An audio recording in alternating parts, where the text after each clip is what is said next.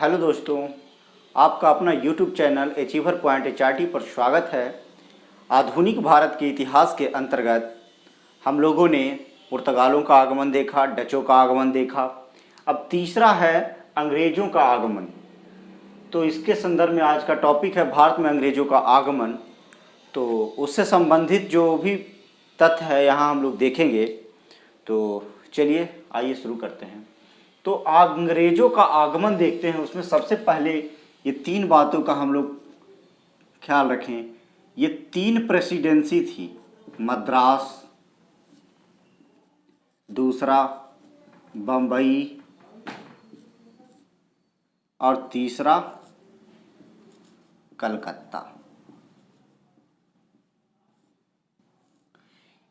ये तीन, यहाँ देखिए, यहाँ चेन्नई है।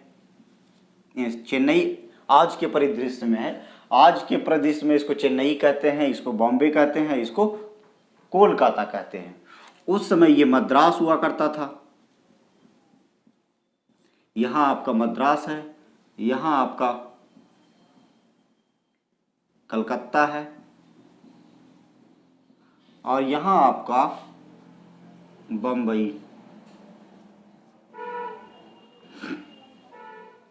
तो ये जो तीन क्षेत्र थे, त्रिकोण भी कह सकते हैं इसको,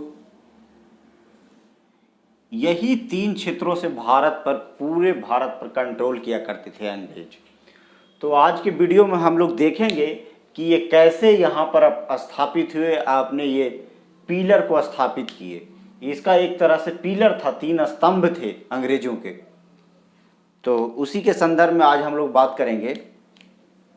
चलिए पहले थोड़ा सा भारत के परिदृश्य में बात कर लें। बात आती है 1600 ईस्वी की। अंग्रेज कब आए थे? 1600 ईस्वी। तो 1600 ईस्वी के परिदृश्य में अगर हम भारत में देखें तो क्या हो रहा है ये देखिए। यहाँ है पूरे भारत में मुगल का काल चल रहा है और यहाँ दिल्ली में राजा कौन है? अकबर। और क्या है, ये जो इंडोनेशिया का क्षेत्र है इसमें डच लोग पहुंच चुके हैं। यहाँ जो ये मालाबार तट है यहाँ पर पुर्तगालियों का कब्जा है। कुछ जगहों पर इधर मसूलीपट्टनम के आसपास भी डच है। डच तो अभी इंडोनेशिया में है। पुर्तगाली लोग का कब्जा है। यहाँ सूरत में पुर्तगाली लोग आ चुके हैं। तो इस तरह से हम लोग देख रहे हैं कि ये भी हिंद महासागर है। हिंद महासागर में भी पुर्तगालियों का कब्जा है। यहाँ उसका अपना अधिकार क्षेत्र बना रखा है। वो यहाँ लूटपाट करता है, जो भी हो सब कुछ यहीं से अंजाम देता है। तो इससे यह निष्कर्ष निकल रहा है कि भारत के परिदृश्य में देख रहे हैं तो पुर्तगाली लोग क्या है, यहाँ अभी मजबूत स्थिति में है। अब क्या होता है कि 1600 ईस्वी में ब्रिटेन की महारानी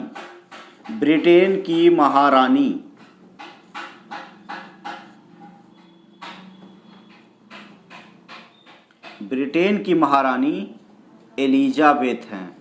कौन है? एलिजाबेथ प्रथम। ब्रिटेन की महारानी है एलिजाबेथ प्रथम। तो 1600 ईस्वी में क्या होता है, एलिजाबेथ प्रथम एक कंपनी का गठन करती है जिसमें वो खुद साझेदार रहती है और उसमें अन्य जो है व्यापारी रहते हैं। तो इनके आज्ञा अनुसार या आज्ञा पत्र से, इसको बोलते हैं राजाज्ञा, राजा का पत्र, राजा के आज्ञा से, ये इनके पत्र से एक कंपनी का गठन होता है। उस कंपनी का नाम है द गवर्नर एंड मर्चेंट्स। मतलब गवर्नर भी था उसमें और मर्चेंट भी था, तो इसलिए इसका नाम रखा है the governor and merchants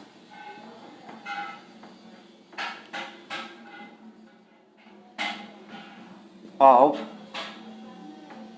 London trading into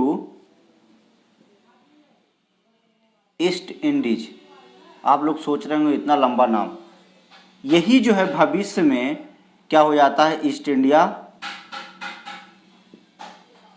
India company या ब्रिटिश ईस्ट इंडिया कंपनी, इसी को कहते हैं।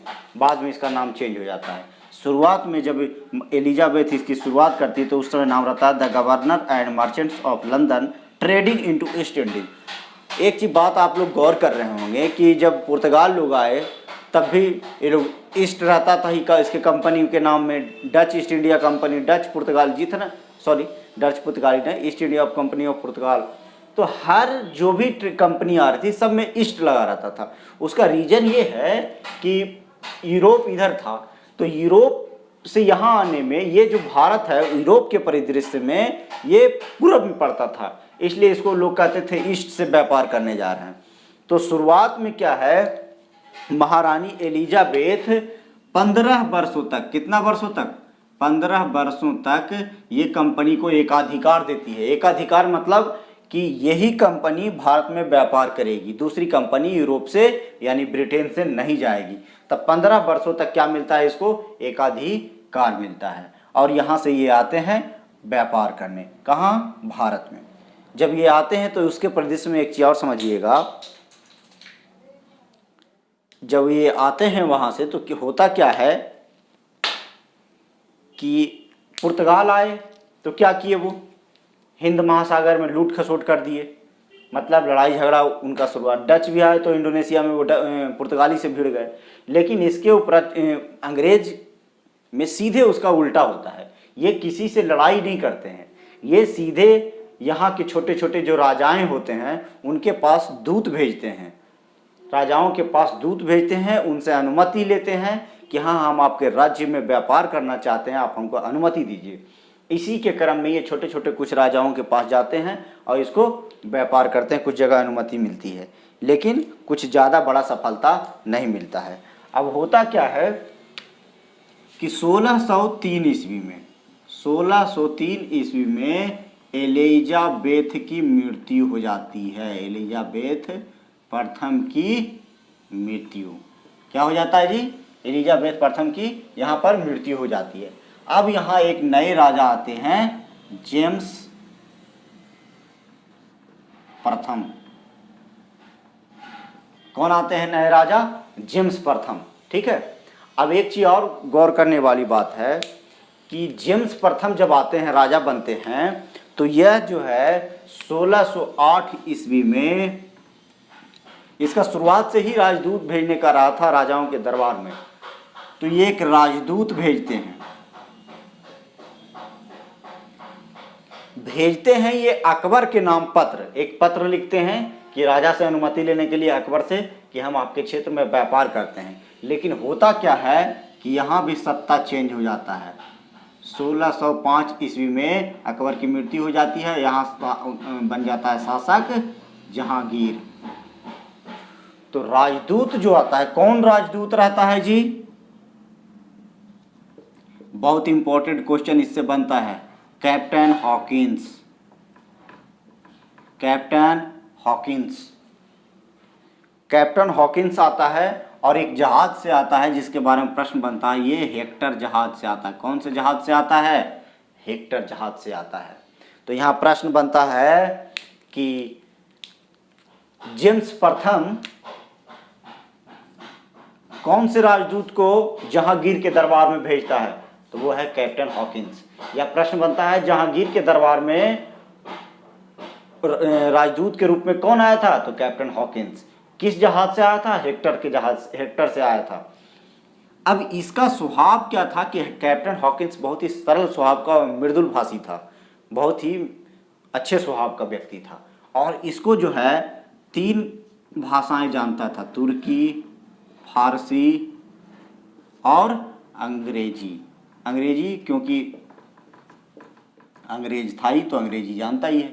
ये 3 भाषाएं जानता है। एक चीज और, ये प्रश्न यहाँ पर बनता है, याद रख, यहाँ ध्यान रखिएगा, ये जब आता है जहांगीर के दरबार में तो किसके नाम का पत्र लेकर के आता है, अकबर के नाम का। लेकिन क्या है कि उस समय इतना कम्युनिकेशन नहीं था कि अब ये जेम्स प्रथम जो है वहाँ से इसको पत्र देता है कैप्टन को, तो वो अकबर के नाम के देता है, लेकिन ये जब यहाँ पहुँचता है तब तक देखता है कि यहाँ तो अकबर की मृत्यु हो चुकी है, यहाँ नया शासक बन गया है जहांगीर। ठीक है, तो ये कहानी है इसकी। अब होता आगे क्या है कि जब इसको भेजा जाता है, किसके दरबार में जाता है? जहांगीर के दरबार में जाता है। तो जहांगीर के दरबार में जब कैप्टन हॉकिंस पहुंचता है तो वो अनुमति मांगता है कि हमको कोठी बनाने के लिए अनुमति दीजिए ताकि हम यहाँ से व्यापार कर सकें। तो जब इसके स्वभाव से जहांगीर जो है काफ़ी प्रभावित होता है और ये 1608 में ही अनुमति दे देता है। क्या करता है? अनुमति दे देता है। सूरत में, कहाँ? सूरत में कोठी स्थापित करने की अनुमति देता है। अब क्या है, ये सूरत जो है यहाँ 1608 में कोठी बनाने का काम शुरू कर देता है अंग्रेज।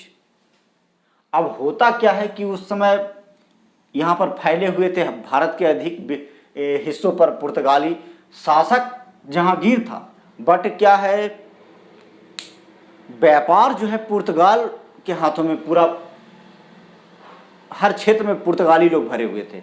व्यापार में सबसे आगे उस समय पुर्तगाल थे।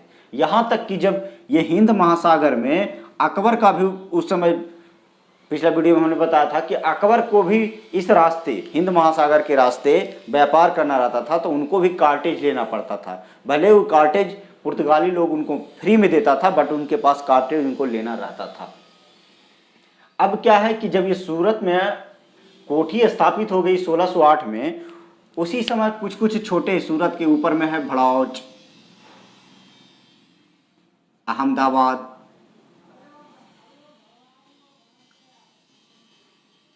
और इधर एक यूपी में आगरा। ये छोटे छोटे 3 कोठी इधर भी बनाए थे ये लोग, अपना व्यापार भड़ौच में, अहमदाबाद में, आगरा में भी फैलाए थे। लेकिन होता क्या है कि ये पुर्तगाली लोग उनका, जहांगीर का कान भर देते हैं। कहते हैं कि एक तो ऐसी अव्यवस्था बना है हम अपने राज्यों में, आप नए कंपनी को दीजिएगा, लड़ाई झगड़ा होगा। ये संदर्भ में जो भी हो, आलतू फालतू जो भी उसके दिमाग में, कान में भर देता है।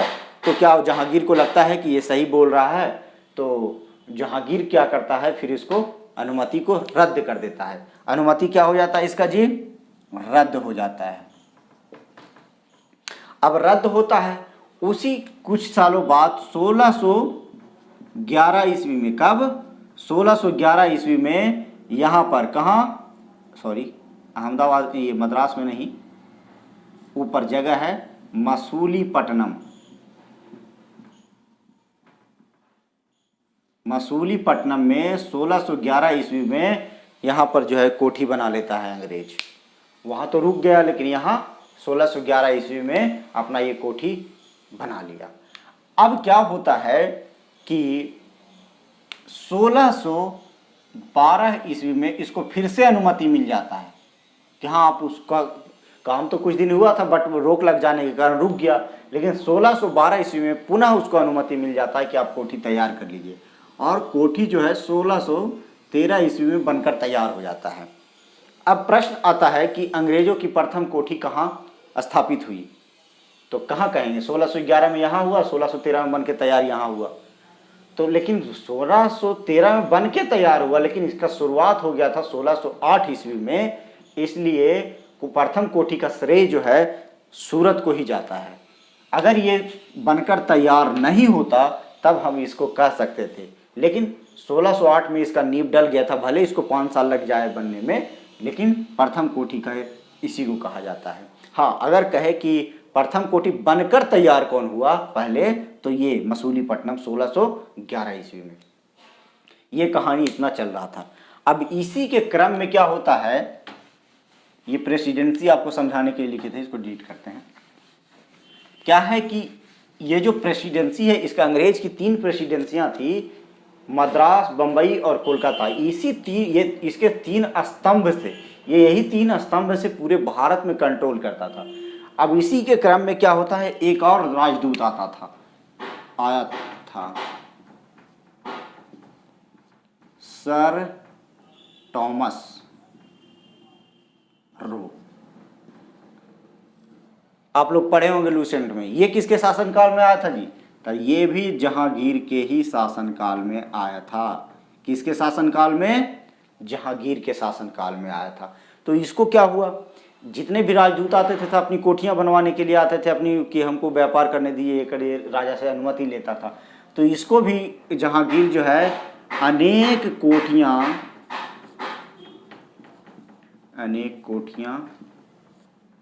प्लस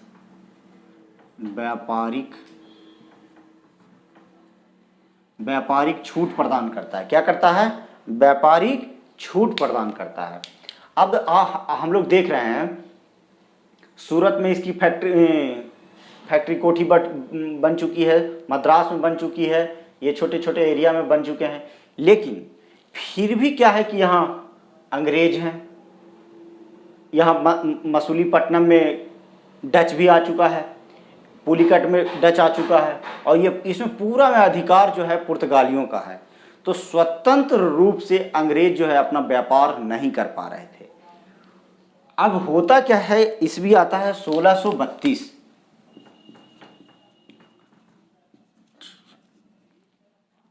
1632 ईस्वी में होता है, गोलकुंडा के जो शासक थे, गोलकुंडा के शासक जो है अंग्रेज को कहते हैं कि हमको आप 500 पैगोड़ा दे दीजिए वार्षिक, एक वर्ष में 500 पैगोड़ा दीजिए और हमारे राज्यों में खुलकर आप व्यापार कीजिए। अब क्या होता है कि 500 पैगोड़ा, अब बहुत सारे लोग सोच रहे हैं पैगोड़ा क्या है। तो जो पैगोड़ा नहीं समझ वो पिछला वीडियो देखिए, उन्होंने उसमें बताया है कि पैगोड़ा जो है, यहां भी देख ही लीजिए, पैगोड़ा जो है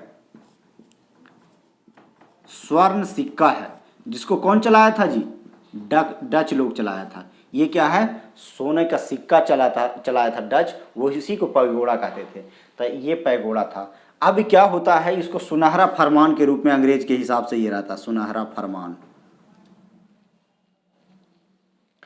इसको क्या कहते हैं? सुनहरा। इससे भी सुनहरा मौका आता है अंग्रेज के पास, लेकिन यह सुनहरा फरमान इसको क्यों कहा गया? इसलिए कि यह जो है अंग्रेज को स्वतंत्र रूप से व्यापार करने में एक पहला कदम यही रहता है। गोलकुंडा में क्या है कि यहाँ स्वतंत्र होकर 500 पैगोड़ा देकर के पूरे क्षेत्र में वो व्यापार करना शुरू करते हैं। इसी के क्रम में अब एक तरह से ये भी कहेंगे कि अंग्रेज का जो है लक भी साथ देना शुरू हो जाता है।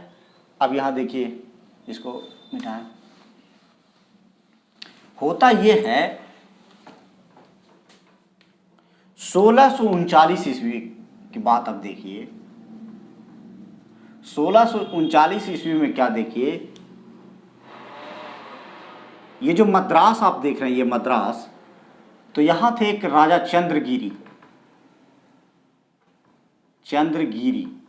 चंद्रगिरी के राजा 12,000 रुपये में पट्टे पर दे दिया। किसको? मद्रास को। किसको दे दिया जी? मद्रास को दिया, अंग्रेज को दे। मद्रास शहर जो भी जगह है, मद्रास को अंग्रेज के हवाले कर दिया। 12,000 रुपये के पट्टे पर क्या करता है? अंग्रेज को दे देता है। एक तो इसको पहला सुनहरा मौका यहाँ मिल गया, गोलकुंडा में 500 पैगोड़ा देकर के स्वतंत्र रूप से व्यापार कीजिए। और दूसरा मौका उसको एक और मिल गया फिर से, कि चंद्रगिरी के जो राजा थे उसको क्या कह दिए कि आप जाइए 12,000 रुपया दीजिए और हमारी ये जो है मद्रास को आप पट्टे पर ले लीजिए। इसी के क्रम में क्या होता है कि मद्रास में फैक्ट्री बनता है। अंग्रेज लोग क्या करता है? फैक्ट्री बनाता है, और इसी फैक्ट्री में किला का निर्माण करता है। ये ध्यान रखिएगा, ये पहला किला बनने जा रहा है अंग्रेज का। ये क्या बनाता है? एक किला का निर्माण करता है। उस किला का नाम रहता है फोर्ट सेंट जॉर्ज। क्यों करता है किला का निर्माण? उसका रीजन है, थोड़ा सा समझिए। यहां देखिए कि पुलिकट है। हम लोग पिछला वीडियो में देखे कि डच लोग जो है पुलिकट में यहाँ पर क्या करता है कि अपना एक किला बनाता है। उसका नाम है गोल्ड्रिया। शायद पिछले वीडियो में चर्चा करना भूल गए थे, गोल्ड्रिया का किला। या ये बताए थे उसमें आपको कि यह टकसाल बनाता है। ये टकसाल इसी के अंदर रहता है, इस किले के अंदर ही टकसाल रहता है, जहाँ पैगोड़ा ढलाई होता है, पैगोड़ा स्वर्ण सिक्का ये वाला। तो देखा कि हम इसका मुख्य रूप से अब जब ये युद्ध व्यापार कर रहे थे तो तीनों एक दूसरे से प्रतिद्वंदी हो गए थे। पुर्तगालियों को हरा हरा करके डच भगा रहे थे और डच को अंग्रेज भगाने की कोशिश में। तो ये देखे कि हमारा दुश्मन जो है यहाँ गोल्डिया किला बनाए हुए है, तो हम लोग भी क्यों ना एक किला बनाए। तो उसी के क्रम में एक फैक्ट्री के अंतर्गत एक किला बनाता है जिसका नाम है Saint George, Fort Saint George.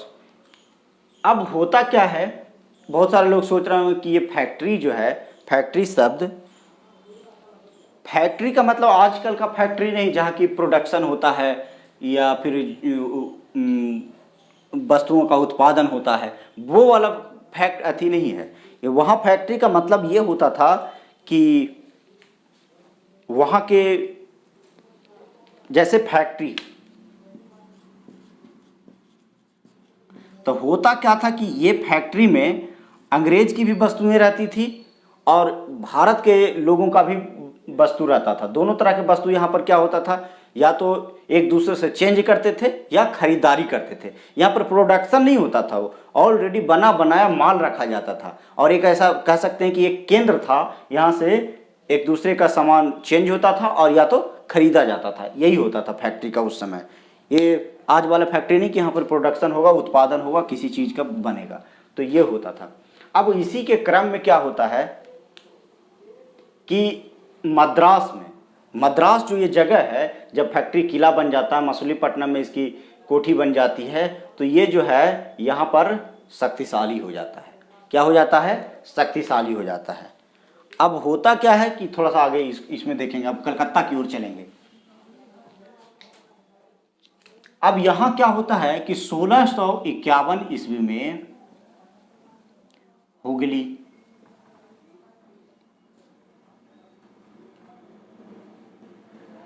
Qasim बाजार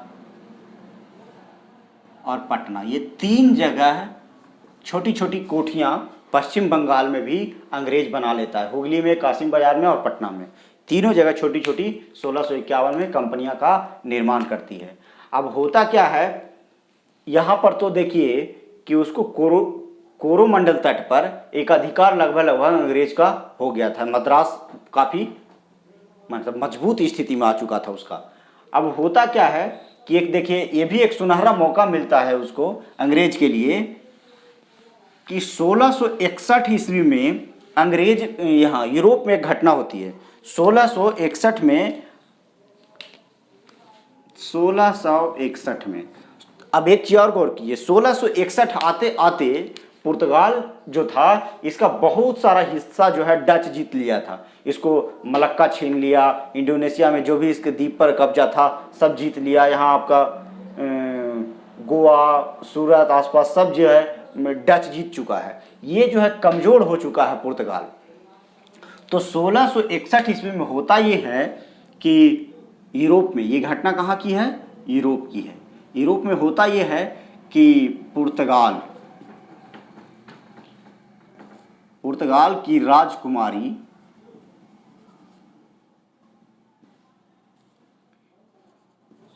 कैथरीन का विवाह, पुर्तगाल की राजकुमारी थी कैथरीन, पूछो ठीक है, उसका विवाह जो है ब्रिटेन के राजा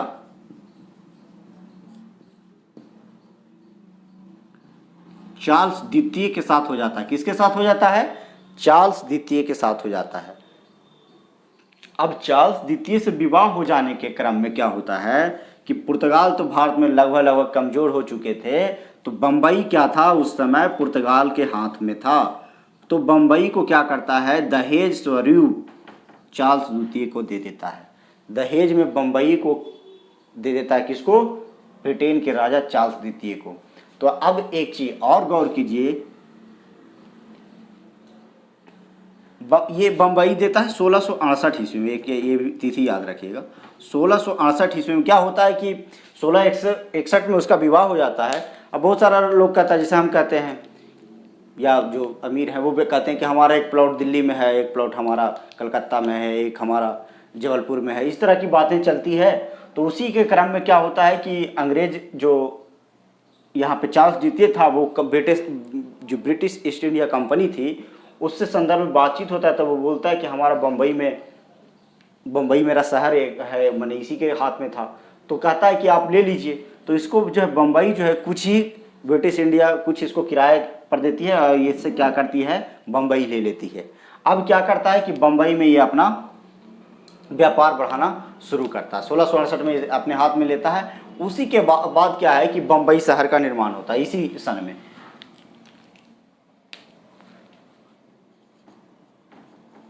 बम्बई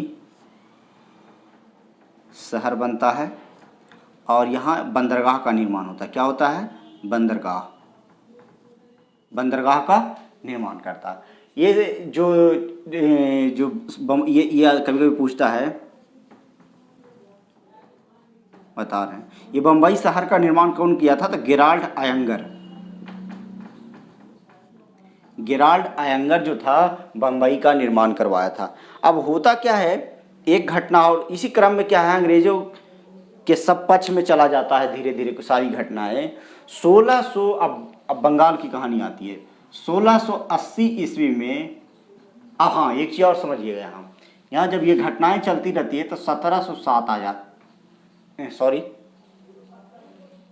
ये घटनाएं 1680 की है। यहाँ शासक बन जाता है औरंगजेब। शासक कौन बन जाता है, औरंगजेब। अब होता क्या है कि औरंगजेब क्या कहता है कि हम जजिया लेंगे, कितना परसेंट, 1.5%। जो भी बंगाल के क्षेत्र, ये जो बंगाल के विषय में थोड़ा सा पढ़ेंगे। बंगाल जो था उस समय क्या है, बहुत समृद्ध क्षेत्र था। यहाँ की मिट्टी बहुत उपजाऊ है, यहाँ प्रोडक्शन उत्पादन वगैरह भी हर चीज़ में अच्छा होता था, तो ये समृद्ध क्षेत्र था। तो उस जगह पर औरंगजेब क्या कहता है, यहाँ पर देखो कि डच और पुर्तगाल तो लगभग नाम निशान उसका ख़त्म हो गया। अब क्या है कि व्यापार कर रहे थे अंग्रेज, अब वो तो ये क्या कहता है कि व्यापारी कंपनियां हैं वहाँ, उससे हम जजिया लेंगे 1.5%। तो जजिया का मतलब होता है गैर मुस्लिम से जो ये टैक्स लिया है। जजिया एक प्रकार का क्या है, ये कर है। किससे लिया जाता है, गैर मुसलमान से, गैर मुसलमान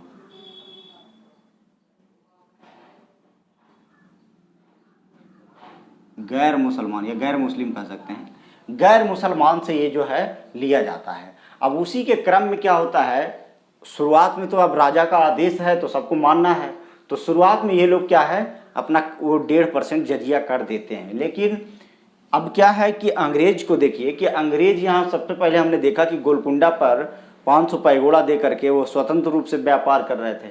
यहाँ भी आगे एक और जो चंद्रगिरी मद्रास में भी वो स्वतंत्र रूप से कर रहे थे 12,000 रुपये के पट्टे पर लेकर।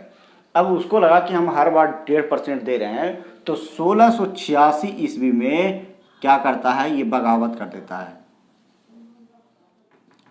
तो झड़प होता है, बगावत कर देता है कौन, अंग्रेज करता है कि अब हम कर जो है जजिया कर वो नहीं देंगे, तो उससे थोड़ी झड़प हो जाती है। झड़प होने के क्रम में क्या होता है कि ये तो दिल्ली में बैठा है, केंद्रीय सत्ता में है, यहाँ एक सूबेदार होता है इसका नियुक्त, तो सूबेदार को ये लोग क्या करता है, खदेड़ देता है, मारपीट लड़ाई झगड़ा युद्ध, बहुत बड़ी युद्ध नहीं होती, थोड़ी झड़प होती है। अब झड़प के दौरान क्या है कि जो भी मुगल का वहाँ पर आसपास में उसका व्यापार चलता था या जो देख रेख करता था सूबेदार, उसको ये लोग क्या है मारता पीटता है, झड़प हो जाती है। उसके बाद क्या होता है, यह बात जो है औरंगजेब के पास पहुंचती है कि वहाँ ऐसी ऐसी घटनाएं हो गई। तो आप जहाँ अंग्रेज के बारे में औरंगजेब के बारे में पढ़े होंगे, तो इससे पूर्व में जितने भी राजा आए, चाहे वो अकबर हो, चाहे जहांगीर हो, चाहे हुमायूं हो या बाबर हो, सब में सबसे ज़्यादा ताकतवर और क्रूर में से एक था ये औरंगजेब। जब इसको पता चलता है कि उन्होंने ऐसा किया अंग्रेज, तो ये आदेश देता है मुगल सेना को कि आप चाहिए उसको खदेड़ के मारिए उसको। तो उसी के क्रम में क्या होता है कि 1686 ईस्वी में केंद्रीय मुगल सेना आती है। यहाँ से मुगल सेना कलकत्ता की ओर जाती है, और जाती है तो क्या होता है वहाँ पर, क्या होता है, सब जितना भी अंग्रेज था उसको मार करके पीट करके उसको भगाता है। तो अंग्रेज लोग क्या है, एक इधर एक द्वीप है आगे, फुल्टा द्वीप। कौन सा द्वीप जी? फुल्टा द्वीप, ज्वारीय द्वीप है, यहाँ ज्वार ज़्यादा आता है। यहाँ पर क्या क्या करता है कि शरण लेता है।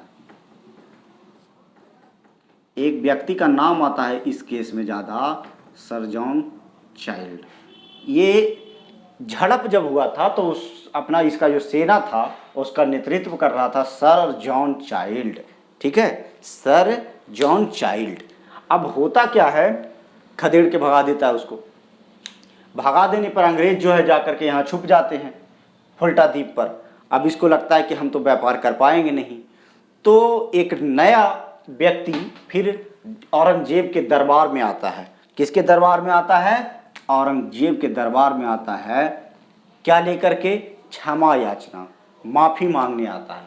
माफ़ी क्षमा याचना पर्त लेकर के। उस व्यक्ति का नाम था जॉब चार्नक।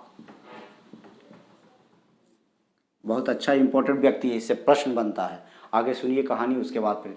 तो ये जब क्षमा याचना लेकर के औरंगजेब के दरबार में आता है, तो जब क्षमा मांगता है कि हमारे साथियों से गलती हो गई, मैं सारे जितने भी साथी थे जिन्होंने गलतियाँ कि मैं उसको व्यापार से यहाँ से कंपनी से निकाल दूंगा, भगा दूंगा, आप मुझे माफ़ कीजिए और हमको फिर से व्यापार करने दीजिए, नहीं तो हम वहाँ से भी यूरोप से आए हैं व्यापार करने, क्या करेंगे क्या नहीं करेंगे, इस तरह की वो क्षमा याचना मांगता है। तो जब क्षमा याचना औरंगजेब से मांगता है तो औरंगजेब को भी दया आ जाता है। तो औरंगजेब क्या करता है, उसी के क्रम में ये जो 3 इसके क्षेत्र थे अंग्रेज के, मुगल सेना अपने हाथों में ले लेता है ये तीनों जगह को, हुगली को, कासिम बाजार और पटना को। लेकिन जब वो क्षमा याचना मांगता है तो औरंगजेब को दया आ जाती है। औरंगजेब कहता है कि जो आपने गुस्ताखी या गलती की है उसके लिए आपको 1.5 लाख का जुर्माना देना होगा। तो 1.5 लाख का जुर्माना लगाता है अंग्रेज पर, और अंग्रेज तैयार हो जाता है, ठीक है हम देंगे, व्यापार करना है हमको। तो उसी के क्रम में क्या होता है कि 1.5 लाख का जुर्माना भरकर जॉब चार्नक ये तीनों जगह को वापस ले लेता है और अपना फिर से व्यापार करना शुरू करता है।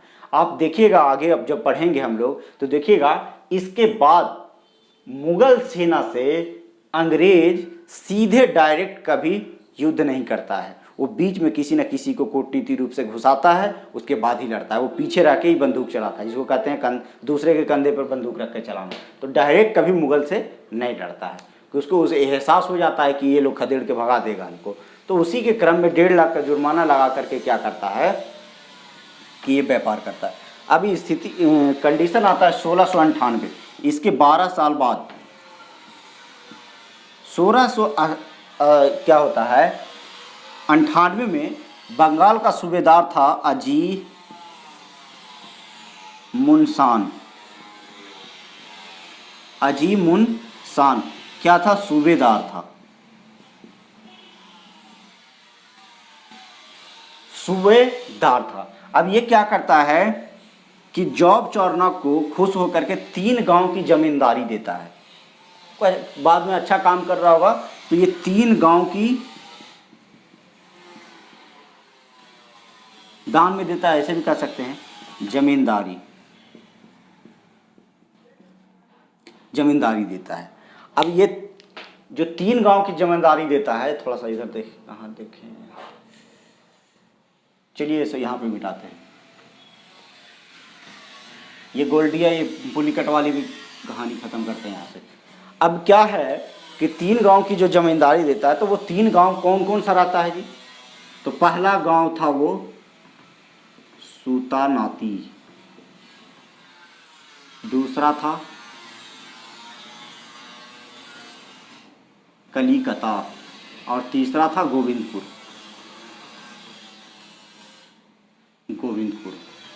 यही कलिकता, जो उस समय ये 3 जो गांव थे, उस गांव में सबसे बड़ा था कलिकता। अब क्या है, यही जो कलिकता है को क्या करता है, जो कलिकता गांव था, ये बड़ा गांव हुआ करता था उस समय वहाँ पर, उस एरिया का। तो इसमें क्या करता है, जब इसको अपना दे देता है, किसको, जॉब चार्नक को देता है जिमुनफा, तो क्या करता है, अब ये क्या होता क्या है कि जॉब चार्नक तो ऑलरेडी डरा रहता है कि हम कुछ गड़बड़ करेंगे तो मुगल सेना हम पर अटैक कर देगी, मार के खदेड़ देगी, भगा देगी। तो उसी के क्रम में क्या ये सोचता है कि हम कलिकता में क्यों ना किला बना लें। ये अपनी सुरक्षा के लिए यहाँ क्या करता है, किला बना लेता है। और उस किला का क्या नाम रखता है जी, फोर्ट विलियम। फोर्ट विलियम, ठीक है, किला बनाता है। किला का क्या नाम रखता है, फोर्ट विलियम। और यही जो है आगे चल करके 2 साल के बाद 1700 ईस्वी में कलिकता को नाम बदल के रख देता है कलकत्ता। क्या नाम रखता है, कलकत्ता। इस तरह से कलकत्ता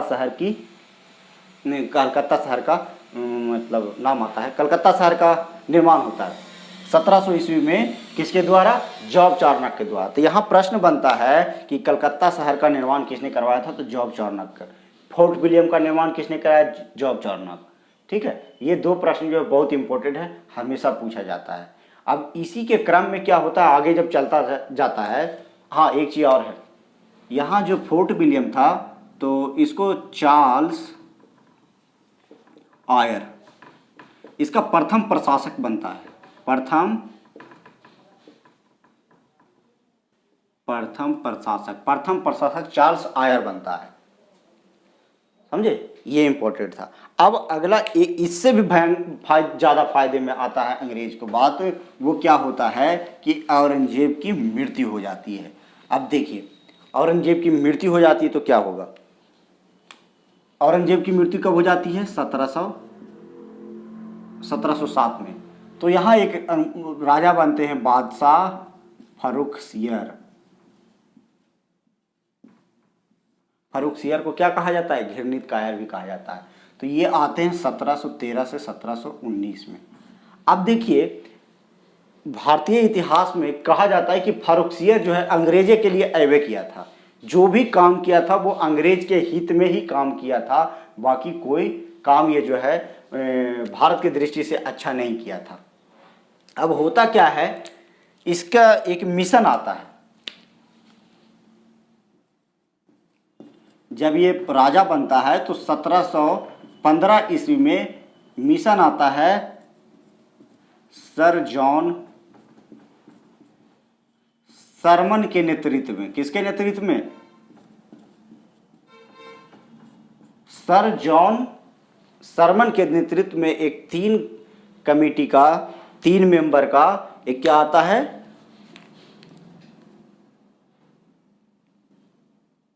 अरे वीडियो लंबा हो गया बहुत, 3 सदस्यीय टीम आता है जिसमें जॉन सरमन नेतृत्व करता है। दूसरा व्यक्ति रहता है विलियम हैमिल्टन। वीडियो को लंबा नहीं करना चाह रहे थे, लंबा हो रहा है थोड़ा। William Hamilton. और तीसरा व्यक्ति जो है वो तीसरा व्यक्ति आता है, तीसरा व्यक्ति है ख्वाजा से हुई।